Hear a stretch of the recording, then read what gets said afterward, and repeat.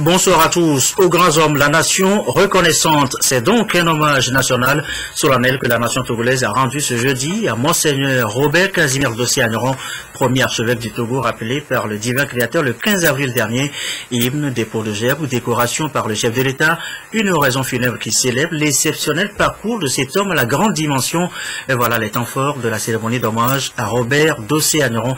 Il avait 49 ans. Et Soham Théoutéou.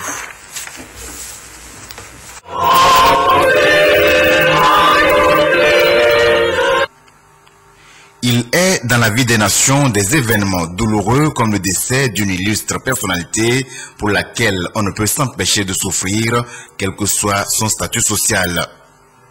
Le chef de l'État Fonia Singbe, très touché par le décès de l'homme de Dieu Robert Casimir Dossé-Agneron et mesurant sa grandeur d'âme, a présidé personnellement cette cérémonie d'hommage nationale.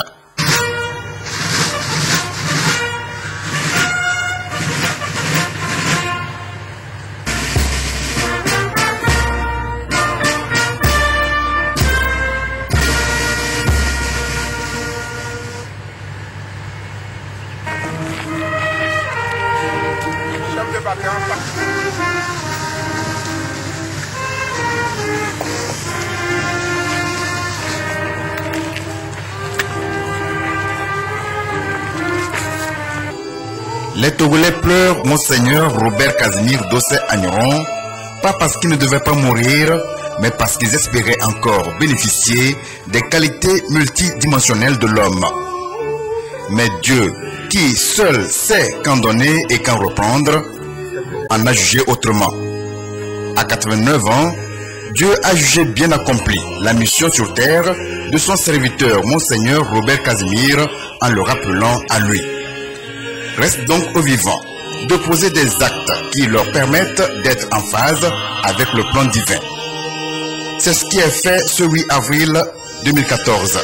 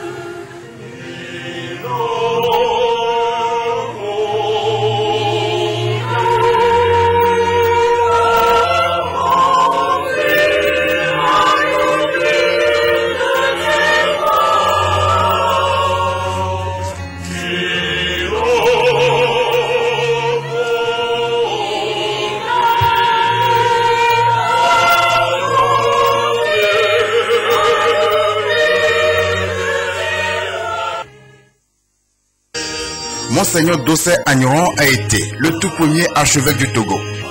Il a posé des actes qui ont fait prospérer l'Église catholique. La nation lui est redevable pour avoir composé les paroles du chant de l'hymne national, unique hymne au monde qui magnifie Dieu et élève le Togo sur la 4e dimension à chaque fois qu'il est chanté. Elle lui est également redevable pour avoir posé les bases de la réconciliation nationale de par son rôle de premier plan dans le comité de revisitation de l'histoire du Togo. Il mérite donc ces hommages qui lui ont été rendus ce jour par le peuple togolais.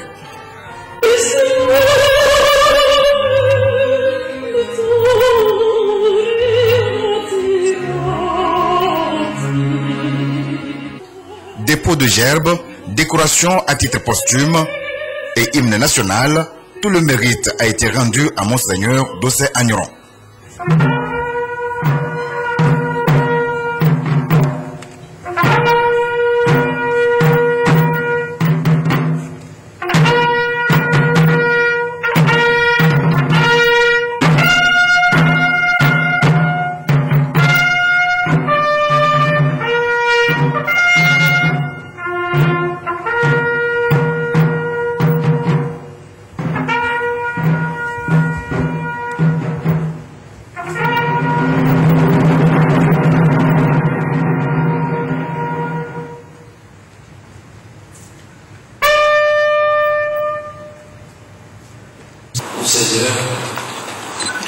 Robert Casimir Dossel Agnon, en vertu des pouvoirs qui nous sont conférés, nous vous élevons à titre posthume à la dignité de Grand Croix de l'Ordre national du mérite.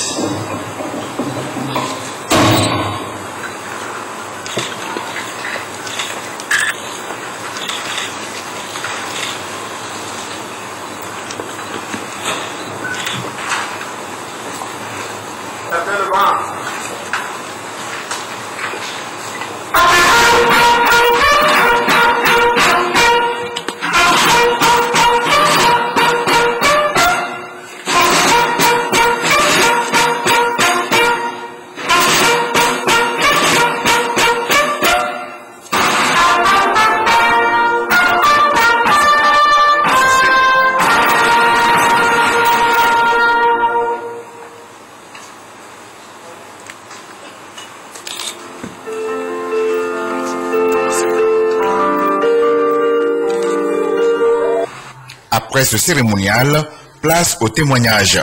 Il nous en souvient qu'au lendemain de votre accession à la magistrature suprême, vous avez créé la commission chargée de revisiter l'histoire de notre pays, dont l'illustre disparu fut le président.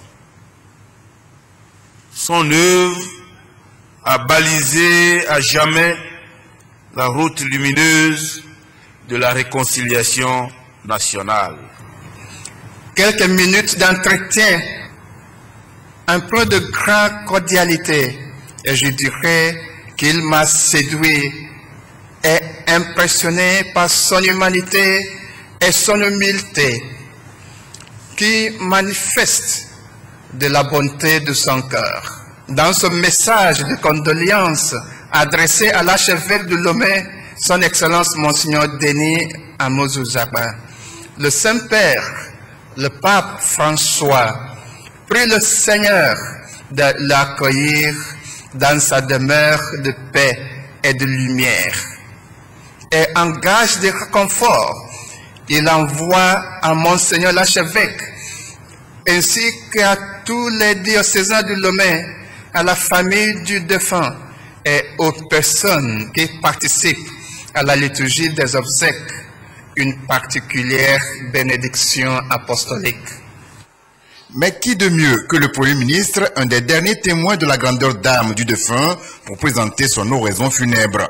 Artem Silabodi Aumezounou a mis en lumière toutes les facettes de l'homme que fut Monseigneur Casimir Dossel Agnon. Permettez-moi cet instant, Monsieur le Président, d'apporter un témoignage. En effet, en décembre dernier, sortant d'une période difficile, j'ai reçu un message de vœux pour l'année nouvelle de Monseigneur Dossel, où il me souhaitait un prompt rétablissement en me disant qu'il me portait dans ses prières et qu'il souhaitait que nous prions ensemble dès que l'occasion me le permettrait.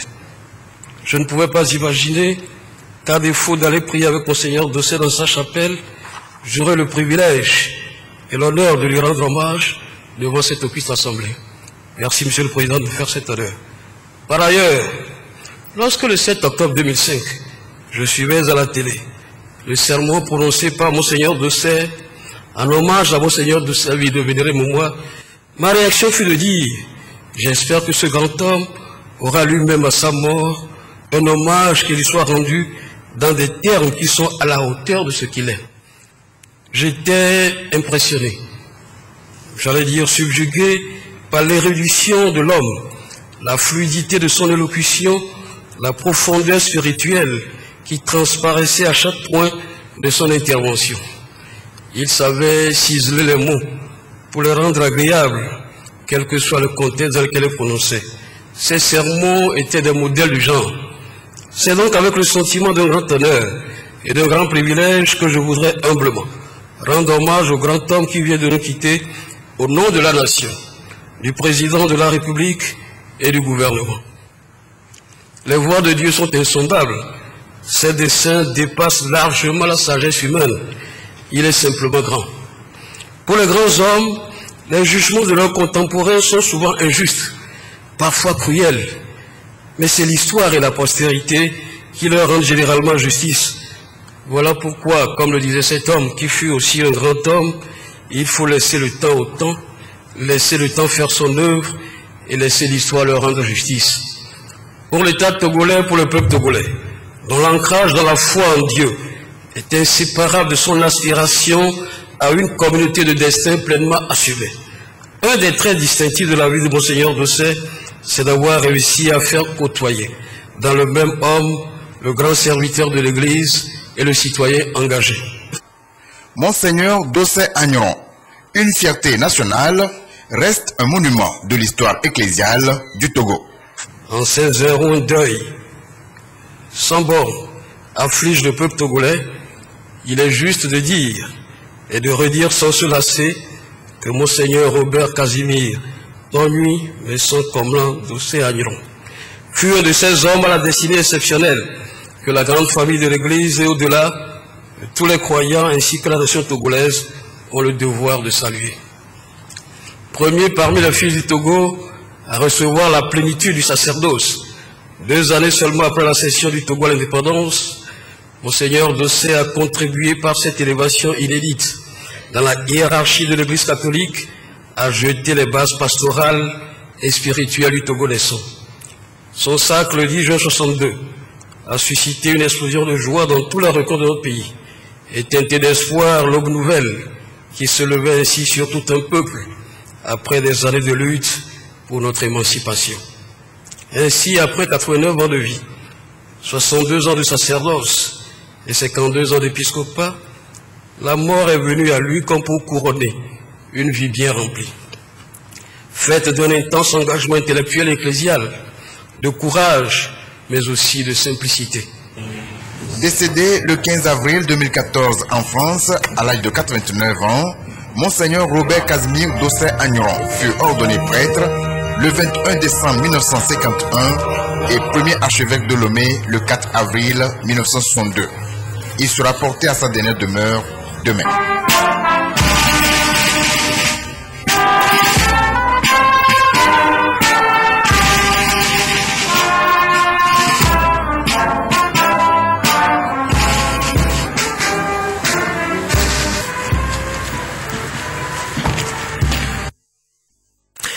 Hommage donc à Monseigneur Dossé Agneron. Pour certains, vous allez les entendre, c'est un homme de Dieu qui sait amener les hommes vers Dieu.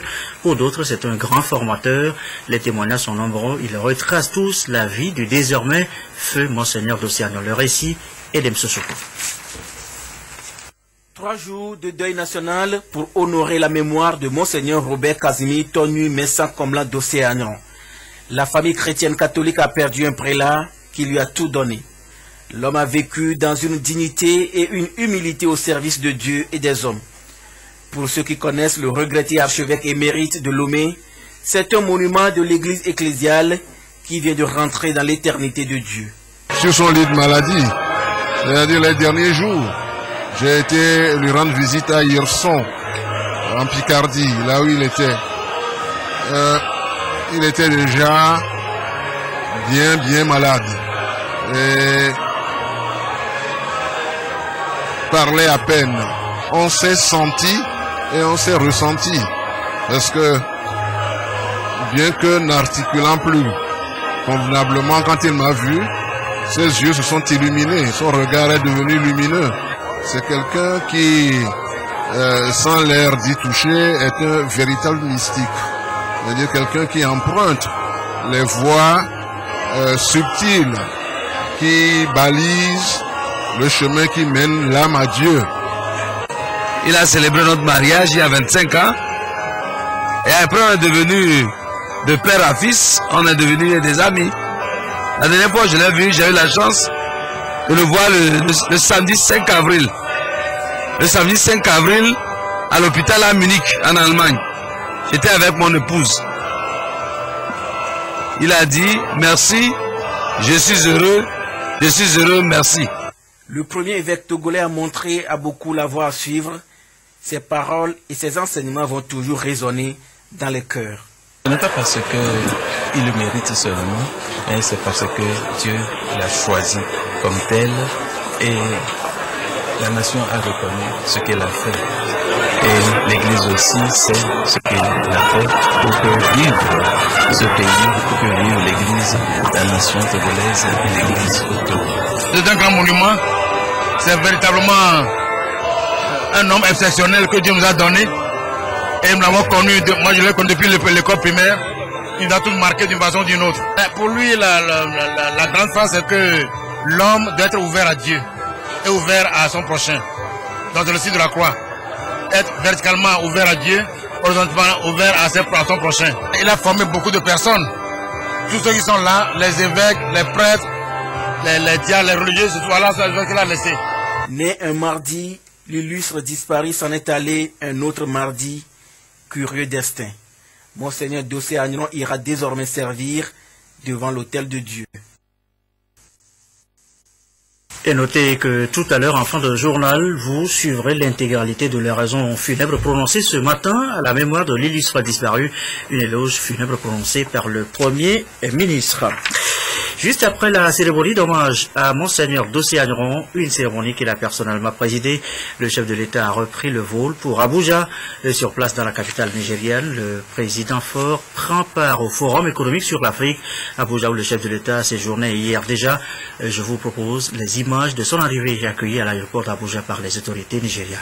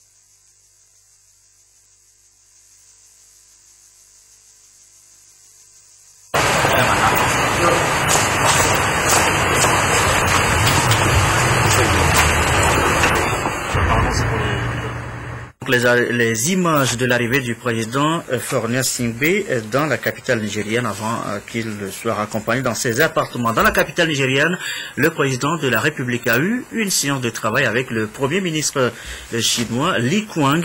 En toile de fond de cette rencontre, les relations de coopération entre le Togo et la Chine. Le chef de l'État s'est par ailleurs prononcé sur la situation au Nigeria, la situation sécuritaire, une sécurité menacée par la secte islamiste Boko Haram dont les actes, les enlèvements soulèvent l'indignation de la communauté internationale. Nous écoutons le chef de l'État. Nous avons la chance d'avoir une très belle amitié, très fructueuse amitié avec la République populaire de Chine et nous sommes habitués à ces rencontres de haut niveau entre la République populaire de Chine et notre pays. Donc je crois que cette rencontre fait partie d'une très longue tradition, puisque en 2011 déjà nous avions eu à accueillir le ministre des Affaires étrangères de Chine au Togo. Donc là, c'est le Premier ministre que j'ai rencontré et je l'ai fait avec bonheur. Le terrorisme international ne connaît pas les frontières. Il sème des dégâts, le crime partout. Et demain, si ce n'est pas le Nigeria, ce sera un autre pays. Donc nous devons nous mobiliser aussi bien en Afrique de l'Ouest qu'au niveau international pour soutenir le Nigeria à combattre ce fléau. Parce que ce qui concerne le Nigeria concerne aussi la sous-région. Et quand on parle de terrorisme, ça concerne aussi les pays. Parce que j'ai eu indiqué au Premier ministre que malheureusement, dans d'autres pays, même des citoyens chinois avaient été pris en otage. Donc nous devons tous lutter contre le terrorisme international. Auparavant, le chef de l'État aura eu un entretien avec le président de Novartis South Africa. Pour votre gouverne, sachez que la société Novartis excelle en pharmacie. Les précisions avec Maresh Karandé au sortir de cette audience avec le chef de l'État.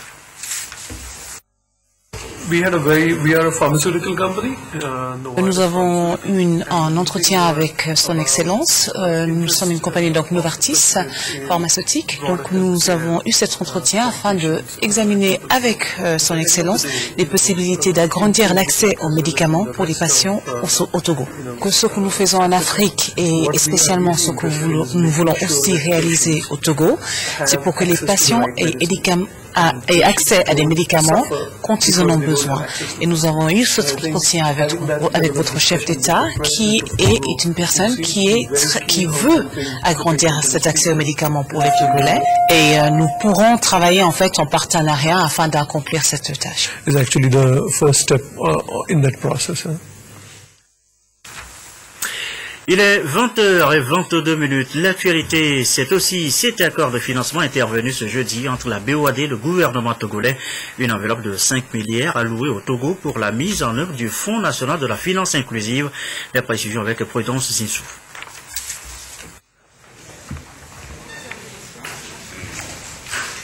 Paraphe et échange de documents. La Banque ouest-africaine de développement BOAD accorde un prêt de financement à l'État togolais. 5 milliards de francs CFA mis à la disposition du Fonds national de la finance inclusive pour une meilleure mise en œuvre de l'APSEF, accès des pauvres aux services financiers. Nous avons besoin d'aller vers les populations les plus pauvres, les plus vulnérables, celles-là qui n'ont jamais eu la chance d'avoir accès à des services financiers plastiques. Et pour y aller, il faut faire avec les institutions de microfinance qui sont censées faire ce travail-là. Et comme elles n'ont pas souvent les moyens d'aller vers ces populations, eh bien la BOAD dit « Je suis prête à vous apporter l'appui institutionnel, l'appui en capacité ». Ce décaissement consenti par la BOAD au FNFI vient consolider davantage l'engagement de cette institution à soutenir les initiatives du gouvernement togolais visant à lutter contre la pauvreté. À travers ce projet, la banque marque son engagement aux côtés du gouvernement togolais dans sa lutte contre la pauvreté. Le prêt de 5 milliards de francs CFA consentis porte à 55 milliards de francs CFA ses interventions dans le domaine du développement rural et des projets sociaux. La réduction de la pauvreté au Togo fait partie des défis majeurs du gouvernement, ce qui a suscité la mise en place en janvier dernier du FNFI pour renforcer le pouvoir économique des couches les plus vulnérables. Cet important concours financier de votre institution, premier du genre dans la sous-région, dans le domaine considéré, vient renforcer les capacités financières de notre pays dans le soutien apporté au secteur de la finance inclusive. Il me plaît de rappeler que c'est sur l'inspiration du président de la République, son Excellence Faure Sozimana Gnassingbé, que le Togo s'est engagé résolument dans l'accompagnement de la finance décentralisée et particulièrement de la finance qui n'exclut personne. Les financements sont accordés aux individus d'un même groupe par caution solidaire. Un prêt individuel de 30 000 francs CFA qui sera remboursé avec un taux d'intérêt de 5%. Nous sommes le jeudi et tous les jeudis, c'est la page des sports. Nous retrouvons à présent Claude Amar. Claude, bonsoir. Alors pour cette page des sports, aujourd'hui, on retient dans cette information, dimanche, les éperviers juniors reçoivent les Lions de l'Atlas junior en match aller des éliminatoires de la CAN Dakar 2015. Pour une bonne prestation, les éperviers juniors affûtent leurs armes. Hier, Koko Lamine Konaté les a suivis à l'entraînement.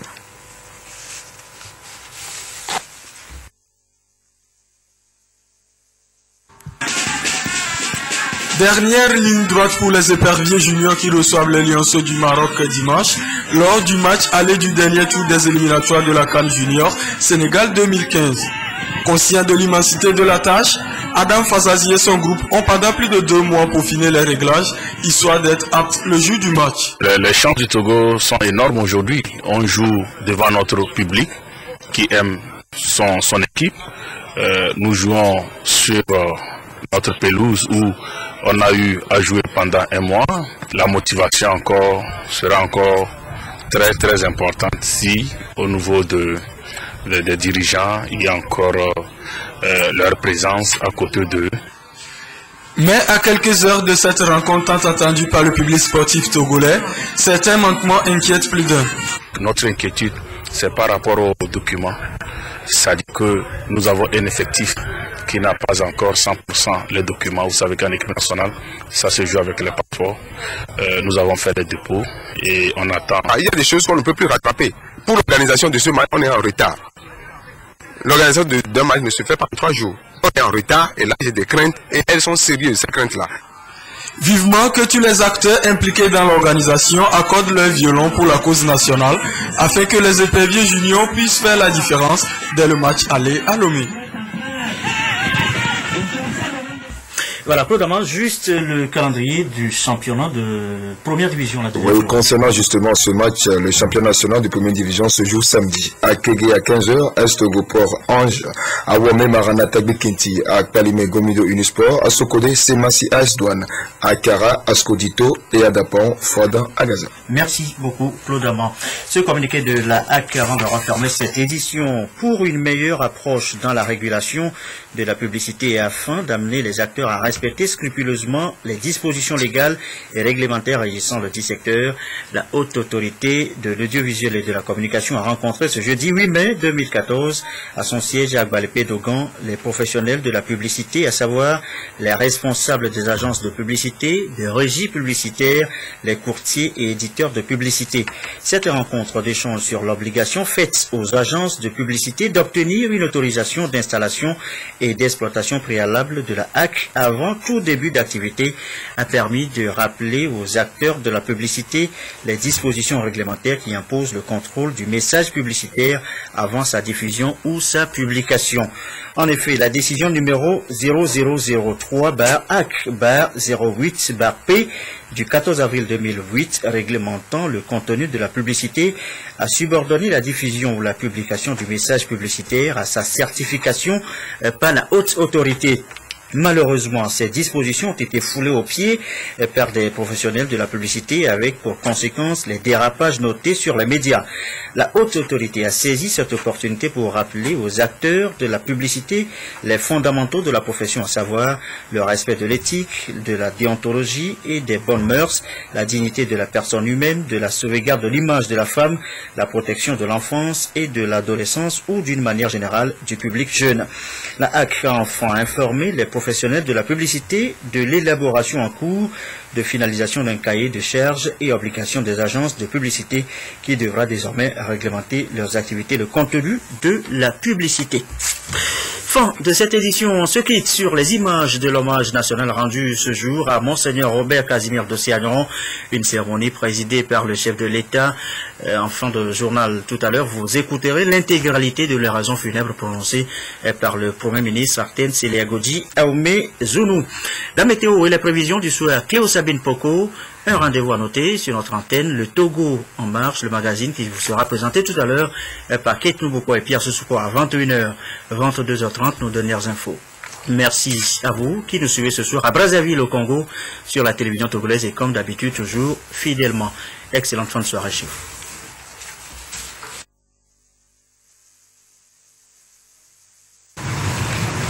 Excellence, Monsieur le Président de la République, Monsieur le Président de l'Assemblée nationale, Mesdames et Messieurs les ministres, honorables députés à l'Assemblée nationale, Excellence Monseigneur le nonce apostolique, nous seigneurs archevêques et évêques de la Conférence des évêques du Togo,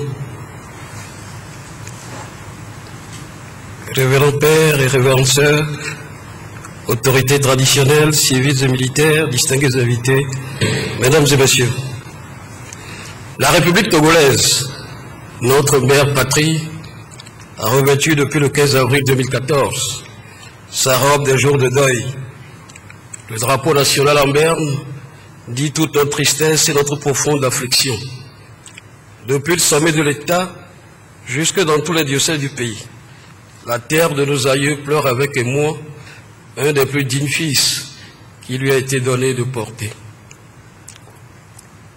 L'archevêque émérite de Lomé, son Excellence Monseigneur Casimir Dossé-Agneron, a été rappelé à Dieu.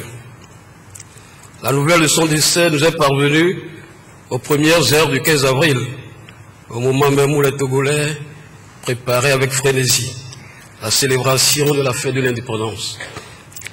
Le grand âge de Monseigneur Dossé et sa santé déclinante pouvaient nous laisser craindre le pire. Si partir un jour est inscrit dans la condition humaine comme une échéance inéluctable, nous nous prenions toutefois espérer un sursis, malgré l'emprise de la maladie. Au fond, nul n'est jamais prêt quand vient l'heure où il plaît à Dieu de reprendre ce qu'il a donné. Nul n'est jamais vraiment prêt face à ce sentiment ineffable d'impuissance absolue qui s'empare de nous quand ceux qui nous ont tant marqués s'en vont.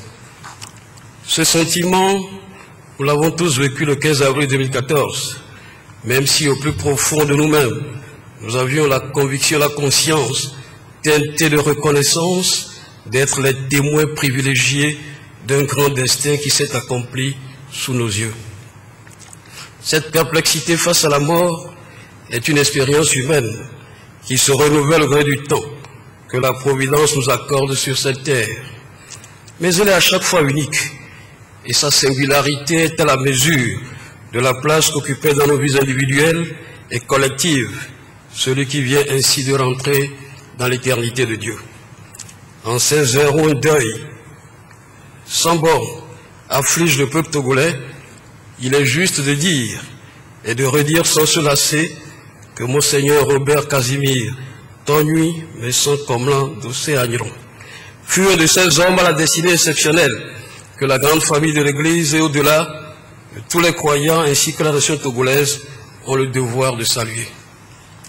Premier parmi les fils du Togo à recevoir la plénitude du sacerdoce, 2 années seulement après la cession du Togo à l'indépendance, Monseigneur Dossé a contribué par cette élévation inédite dans la hiérarchie de l'Église catholique à jeter les bases pastorales et spirituelles du Togo naissant. Son sacre, le 10 juin 62, a suscité une explosion de joie dans tous les recoins de notre pays et teinté d'espoir l'aube nouvelle qui se levait ainsi sur tout un peuple après des années de lutte pour notre émancipation. Ainsi, après 89 ans de vie, 62 ans de sacerdoce et 52 ans d'épiscopat, la mort est venue à lui comme pour couronner une vie bien remplie. Faite d'un intense engagement intellectuel et ecclésial, de courage, mais aussi de simplicité. L'histoire de la vie de celui que nous pleurons aujourd'hui ne peut se lire en dehors de la grande épopée de la christianisation du Togo. Les idées et les actions, les faits et événements qui ont tissé la trame du parcours exceptionnel de Monseigneur Robert Dossé résonnent dans tous les domaines de l'existence, au point qu'à l'heure où les anges du ciel le portent vers la cité de Dieu, si chère à Saint-Augustin, l'on se pose une question fondamentale. Sous quel angle faut-il appréhender pour donner la juste mesure des 1000 reflets qui ont illuminé une vie aussi riche que féconde? Avec le recul, les historiens apporteront sans doute des fragments de réponse à cette vaste question. Quelle que soit la perspective choisie, l'on gardera toujours à l'esprit que le grand homme d'église qu'était Monseigneur Dossé a aussi servi toute sa vie la nation togolaise. Il est dès lors dans l'ordre naturel des choses que la nation à son tour lui rende un hommage à sa dimension. Permettez-moi cet instant, Monsieur le Président, d'apporter un témoignage. En effet, en décembre dernier, sortant d'une période difficile, j'ai reçu un message de vœux pour l'année nouvelle de Monseigneur Dossé, où il me souhaitait un prompt établissement en me disant qu'il me portait dans ses prières et qu'il souhaitait que nous prions ensemble dès que l'occasion me le permettrait. Je ne pouvais pas imaginer qu'à défaut d'aller prier avec Monseigneur Dossé dans sa chapelle, j'aurais le privilège et l'honneur de lui rendre hommage devant cette auguste assemblée. Merci, Monsieur le Président, de vous faire cet honneur. Par ailleurs, lorsque le 7 octobre 2005, je suivais à la télé le sermon prononcé par Monseigneur Dossé en hommage à Monseigneur de sa vie de vénéré Moumoua, ma réaction fut de dire « J'espère que ce grand homme aura lui-même à sa mort un hommage qui lui soit rendu dans des termes qui sont à la hauteur de ce qu'il est. » J'étais impressionné, j'allais dire subjugué par l'érudition de l'homme, la fluidité de son élocution, la profondeur spirituelle qui transparaissait à chaque point de son intervention. Il savait ciseler les mots pour les